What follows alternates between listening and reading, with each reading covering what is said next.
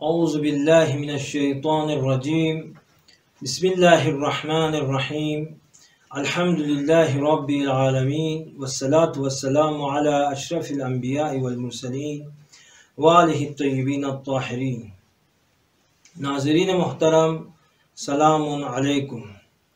جس موضوع کے حوالے سے آپ کی خدمت میں گفتگو کرنا چاہتا ہوں وہ موضوع ہے عصر غیبت میں ہماری ذمہ داریاں۔ عصر غیبت میں پہلی ذمہ داری امام کی معرفت ہے۔ امام کی معرفت واجب ہے، جس طرح ہماری روایات میں ہے کہ جو بھی امام کی معرفت کے بغیر دنیا سے چلا جائیں، من ماتا، جو بھی مر جائیں، ولم یعرف امام زمانہ، وہ اپنے امام کو، زمانے کے امام کو نہ پہچانے، مات میتۃ جاہلیہ، وہ جاہلیت کی موت مرا ہے۔ دیکھیں، بعض اوقات ہم یہ تمنا کرتے ہیں کاش ہم امیر المومنین کے زمانے میں ہوتے، اگر ہم علی علیہ السلام کے زمانے میں ہوتے تو آپ کی زیارت کرتے، آپ کے چہرے منور کو دیکھ لیتے، آپ کی مدد کرتے، آپ کی نصرت کرتے۔ یہ تمنا ہے ہماری، یہ صحیح ہے، یہ آرزو درست ہے، مگر عزیزان گرامی، اس طرح ہماری روایات میں ہے، شیعوں کا عقیدہ یہ ہے کہ امام زمان زندہ ہے، وہ زندہ امام ہے، وہ امام حی ہے، وہ ہمارے درمیان میں ہیں، ہمارے اعمال کو دیکھ رہے ہیں اور ہمارے نام اعمال امام کی خدمت میں پیش کیے جاتے ہیں۔ ہم سے اپنے زمانے کے امام زمان کے حوالے سے پوچھا جائے گا۔ امیر المومنین کے زمانے میں امیر المومنین کے چاہنے والوں نے، امیر المومنین کے اصحاب نے، مثال کے طور پر مالک اشتر نے مختلف جنگوں میں، صفین میں، نہروان میں، جمل میں قربانیاں دی ہیں۔ اویس قرنی نے امامت کی راہ میں قربانی دی ہے۔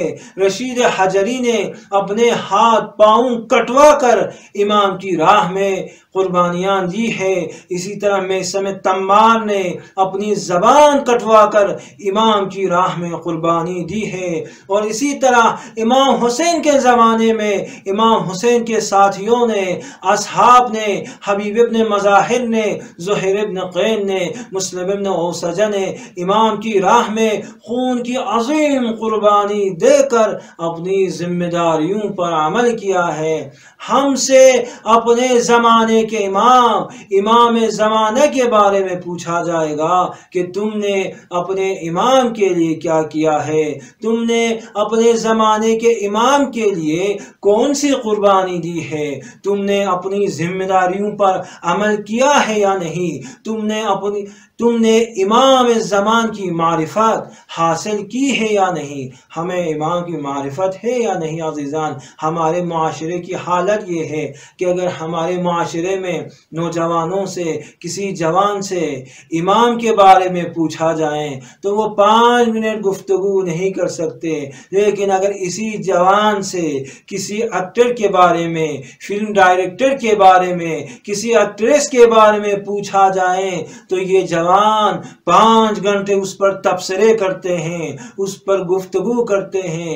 یہ تعصب کی بات ہے۔ امام کی معرفت نہیں، وہ امام جس کی وجہ سے پوری کائنات باقی ہے، یہ زمین باقی ہے، جس کی وجہ سے ہم سانس لے رہے ہیں، جس کی وجہ سے ہمیں فیض مل رہا ہے، وہ واسطہ فیض ہے۔ امام کے وجود کی بدولت ہمیں زندگی مل رہی ہے، ہمیں فیض مل رہا ہے، اس امام کی معرفت نہیں ہے۔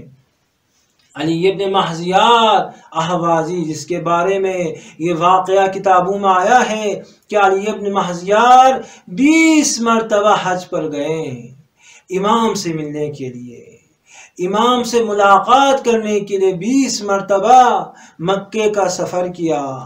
آخری مرتبہ وہ مایوس ہو گئے، امام سے ملاقات نہیں ہوئی اور اپنے آپ سے کہنے لگے اگلی بار حج پر نہیں آؤں گا، امام سے ملاقات نہیں ہوتی ہے۔ وہ مایوس ہو گئے، مگر عزیزان گرامی عالم خواب میں اسے یہ بتایا گیا کہ اس بار امام سے ملاقات کرو گے، اس بار امام سے آپ کی ملاقات ہوگی۔ دوبارہ سفر کی تیاری کی، دوبارہ حج پہ گئے، مکے میں گئے، حج کے اعمال کو انجام دیے، اعمال حج ختم ہو گئے، حج کا موسم تمام اور واپسی کا وقت آیا، امام سے ملاقات نہیں ہوئی، مسجد الحرام میں بیٹھے ہوئے ہیں، گریا کر رہے ہیں، دل ٹوٹا ہوا ہے۔ اس دفعہ بھی، اس مرتبہ بھی امام سے ملاقات نہیں ہوئی۔ یقیناً میں گناہگار ہوں، میں گناہگار کہاں، امام معصوم کہاں۔ دل ٹوٹ گیا، جیسا ہی اس کا دل ٹوٹا ایک جوان مسجد میں داخل ہوا اور کہا، اے علی ابن مہذیار، امام نے آپ کو بلایا ہے۔ علی ابن مہذیار اس جوان کے ساتھ گئے، عرفات منا پہنچ گئے، وہاں سے بھی آگے بڑھے اور طائف کی پہاڑیوں پہ بھی پہنچے، طائف کی پہاڑیوں سے بھی آگے بڑھ کر ایک صحرا میں پہنچے جہاں ایک بلندی ہے، بلندی پر ایک خیمہ لگا ہوا ہے، اس خیمے سے نور پھوٹ رہا ہے، اس نور نے، امام کے نور نے تمام صحرا کو روشن کر دیا ہے، منور کر دیا ہے، یہی ہے منزل مقصود۔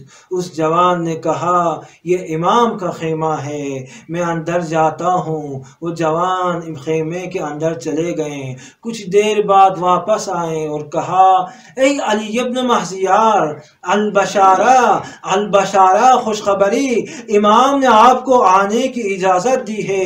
علی ابن مہذیار خیمے میں چلے جاتے ہیں، سلام عرض کرتے ہیں۔ مولا نے جواب دیا، فرمایا، یا ابا الحسن کننا نتوقعک لیلا و نہارا، ہم شب و روز دن رات آپ کا انتظار کر رہے تھے، آپ کہاں تھے، کیوں دیر سے آئے، تاخیر کی علت کیا ہے؟ علی ابن مہذیار نے کہا، مولا میں 20 سال سے آ رہا ہوں، 20 سال سے آپ کو ڈھونڈ رہا ہوں، مگر کوئی راستہ دکھانے والا نہیں تھا۔ تو امام نے کہا، یہ بہانہ ہے، حقیقت یہ ہے کہ تم لوگوں نے قطع رحم کیا ہے، صلہ رحم کو چھوڑ دیا ہے، غریبوں کی مدد کرنا چھوڑ دیا ہے، غریبوں کو، مسکینوں کو، بے سہاروں کو، کمزوروں کو بھلا دیا ہے، ان کی مدد نہیں کرتے۔ حقیقت یہ ہے، امام نے حقیقت سے پردہ اٹھایا، حقیقت یہ ہے تم لوگ مال کے پیچھے لگے ہوئے ہیں اور اپنے امام کو بلا دیا ہے، اور حقیقت بھی یہی ہے جس طرح دعائے ندبے کی عبارت ہے، عزیز علیہ ان ابکیہ کا، میرے لیے سخت ہے مولا، یہ دشوار ہے کہ آپ پر گریہ کروں، کیوں امام پر ہم گریہ کر رہے ہیں؟ وَيَخْذُلْكَ الْوَرَىٰ، لوگوں نے آپ کو چھوڑ دیا ہے، لوگوں نے آپ کو نظر انداز کیا ہے، آپ کی عظمت کو نہیں پہچانا ہے۔ عزیز علیہ ان ارى الخلق ولا ترى، مولا میرے لیے دشوار ہے، یہ سخت ہے، میں تمام لوگوں کو دیکھ رہا ہوں، ان ارى الخلق، تمام مخلوقات کو مولا میں دیکھ رہا ہوں، مگر آپ کو نہیں دیکھ سکتا ہوں۔ عزیز علیہ ان تحیط بکا دون البلوى، مولا بلاؤں نے، مصیبتوں نے آپ کو گھیر لیا ہے اور میں سکون سے، سکون کی زندگی گزار رہا ہوں، میں آزاد گھوم رہا ہوں، مولا میرے لیے دشوار ہے، لوگوں نے آپ کو چھوڑ دیا ہے، آپ مصیبتوں میں ہیں، مشکلات میں ہیں، اور میں سکون کے ساتھ جی رہا ہوں مولا۔ تو ہماری پہلی ذمہ داری امام کی معرفت ہے۔ تو بارگاہ الہی میں دعا گو ہے، پروردگارہ ہمیں امام زمان کی معرفت حاصل کرنے کی توفیق عطا فرما، ہمیں اپنی ذمہ داریوں پر عمل کرنے کی توفیق عطا فرما۔ والسلام علیکم ورحمۃ اللہ وبرکاتہ۔